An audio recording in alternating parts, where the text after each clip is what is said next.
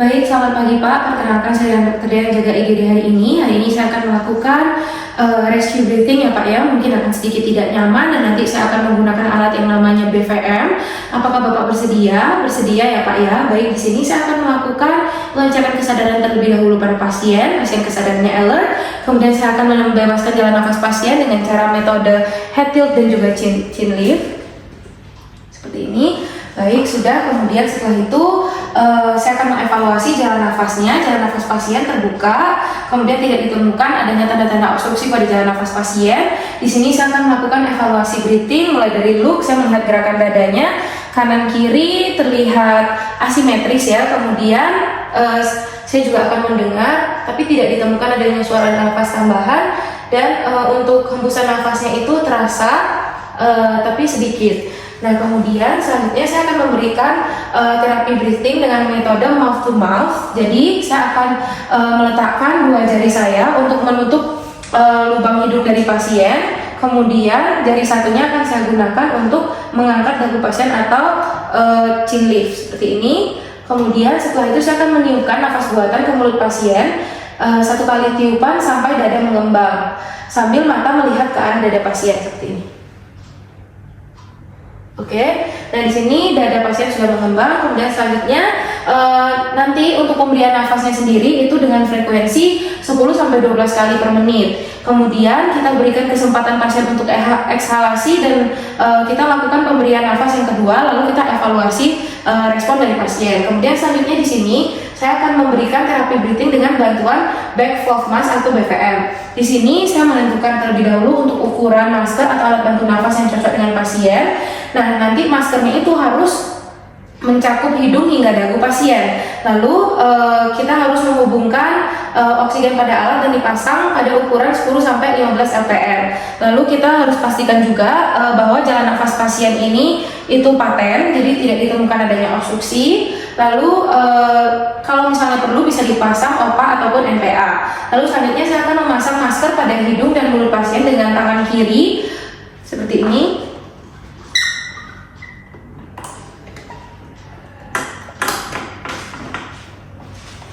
Nah, kemudian yang besar di bawah dan yang kecil di atas, dan membuat huruf C dan E seperti ini. Kemudian jari 1 dan 2 dan jari yang lainnya itu melakukan jotra sehingga masker menutup rapat wajah pasien. Lalu selanjutnya saya akan melakukan ventilasi dengan memompa balon dengan tangan kanan seperti ini. Nah, kemudian di sini nilai kecukupan ventilasi dengan memperhatikan gerakan naik dari dada, tapi perutnya itu tidak terangkat. Nah, nanti ventilasi pasien dengan rate 10-12 kali per menit tiap 5-6 detik. Kemudian setelah itu saya akan menilai respon dari pasien. Baik, sekian untuk rescue breathing. Terima kasih. Selamat pagi Pak, perkenalkan saya dengan Dr. Dea, jaga IGD hari ini. Apakah benar dengan Bapak Dani? Benar ya Pak ya. Nah, di sini saya akan melakukan dekompresi jarum ya Pak ya, dikarenakan saya mendapatkan bahwa Bapak terdiagnosa pneumotoraks. Sebelumnya untuk tindakan ini sendiri itu adalah tindakan yang membuat tidak nyaman. Apakah Bapak bersedia Pak? Bersedia ya. Nah, di sini saya akan mempersiapkan alat dan bahan yang dibutuhkan. Yang pertama itu ada betadine, yang kedua ada kaca steril, kemudian ada plaster, ada jarum abrokat atau IV cannula kateter dengan ukuran 14G untuk dewasa dan 18G untuk anak. Di sini juga tersedia squeeze 10 cc yang sudah diisi dengan NaCl. Di sini akan saya isi terlebih dahulu. NaCl 0,9% sebanyak 5 cc.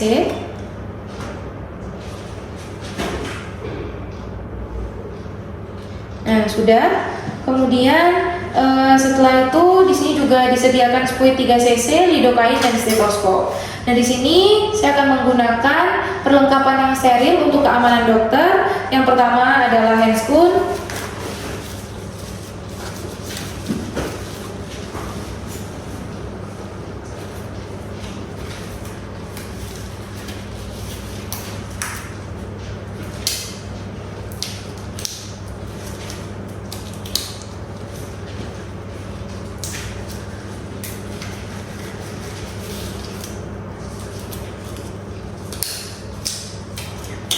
Lalu selanjutnya ada face mask.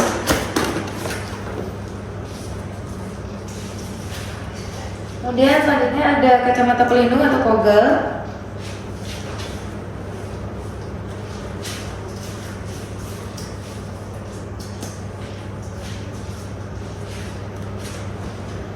Nah, kemudian di sini juga ada celana yang tahan air.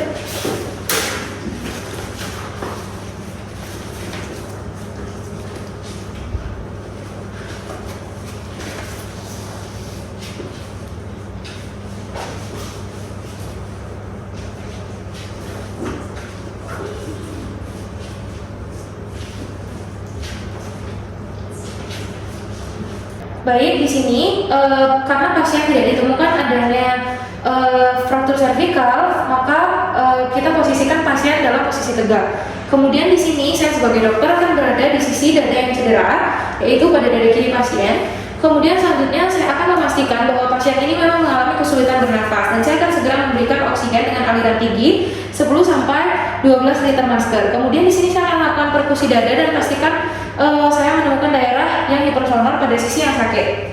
Baik. Nah, di sini sudah saya temukan untuk bagian yang hipersonor. Kemudian setelah itu saya akan melakukan auskultasi pada dada pasien dan saya akan memastikan bahwa suara parunya itu menghilang pada sisi yang sakit.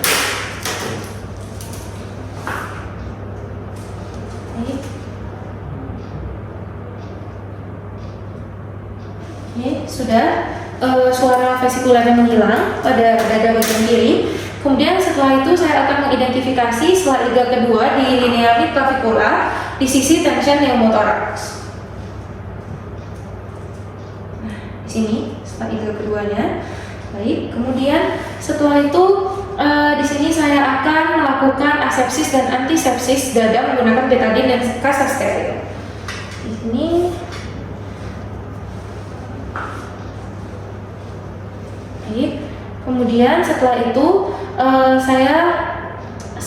jika pasien sadar atau keadaan mengizinkan, lakukan anestesi lokal menggunakan lidocaine dalam spuit 3 cc subkutan pada daerah yang akan dilakukan punksi. Di sini spuitnya sudah terisi lidocaine, lalu akan saya berikan lidocaine terlebih dahulu.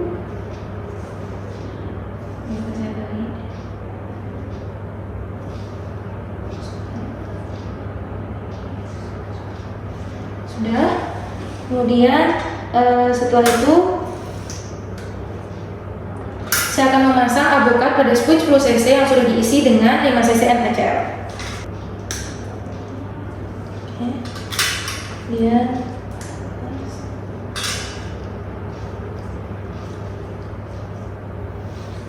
baik. Oke. Di sini saya akan menginsersi jarum avokat ke kulit secara langsung membentuk sudut 90 derajat tepat di tepi atas iga ketiga pada sela iga kedua.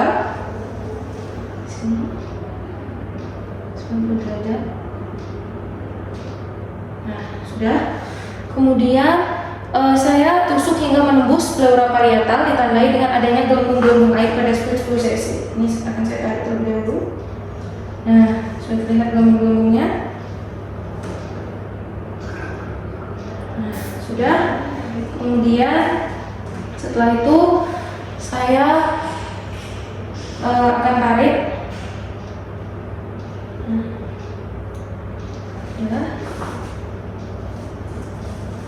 Baik, di sini saya akan memasang plaster untuk memfiksasi jarum avokat.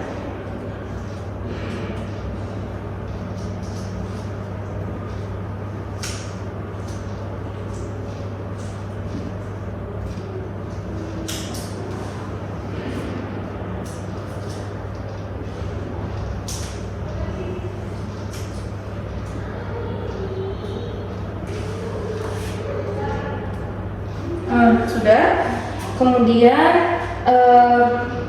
di sini setelah keadaan tension pneumothorax teratasi, saya harus mengangkat jarum avokat dan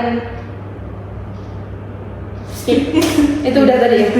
Oke, di sini saya akan mempersiapkan pasien untuk dilakukan pemasangan chest tube. Nah, setelah chest tube-nya terpasang, angkat kateter plastik dari tempat fungsi, kemudian bersihkan luka bekas tusukan avokat dengan betadine dan tutup dengan kaset steril. Nah, di sini nanti pasien akan dipersiapkan untuk pemasangan chest tube. Jadi ini harus diangkat terlebih dahulu. Sudah. Kemudian setelah itu saya akan melakukan pembersihan luka dengan povidone iodine. Baik. Kemudian setelah itu saya akan menutup luka menggunakan masa steril.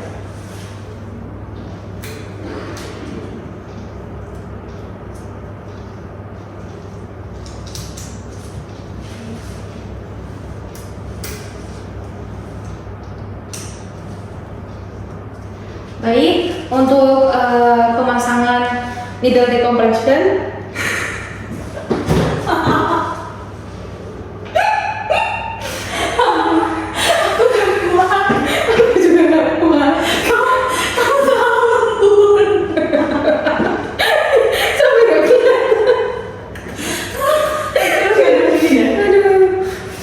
Baik, untuk pemasangan needle decompression pada pasien dengan tension pneumotoraks sudah selesai. Terima kasih.